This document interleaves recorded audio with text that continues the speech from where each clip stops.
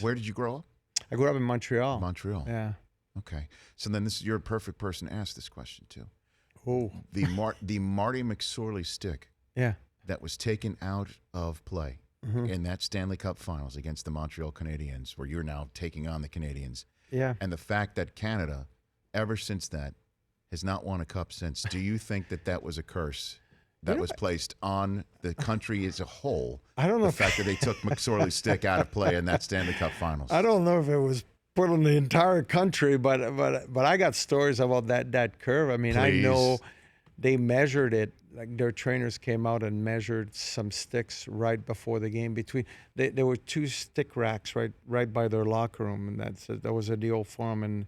And they told the policeman to look the other way, and they grabbed a bunch of. One of them was mine, Marty, and Thomas Sandstrom, and Alex Zitnik. Hold on a minute. Let's back up here. So before this Stanley Cup game, the one in which the stick was removed, or prior to? What happened is you have a stick rack, and you always have 2 or 3 sticks.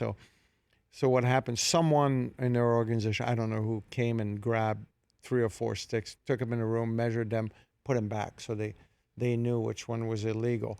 And the reason I know that is like 7 years later, this policeman that used to work around the locker room I was always really nice to him. Whenever LA would come in, he'd ask me for something. I'd give him a stick or something for his kids or grandkids. Finally, one day he came to me, he says, I need to apologize to you for something. I go, really, what? He goes, I was there. I go, you were there where? He goes, they told me to look away, and they measured a bunch of sticks. So that's the only reason I know that. Well, that changed the Stanley Cup Final that year. Oh, yeah, it changed. I mean, we lost the next 2 games. We lost, actually, even that game, even though they scored to make it 2-2, we went to overtime. They scored.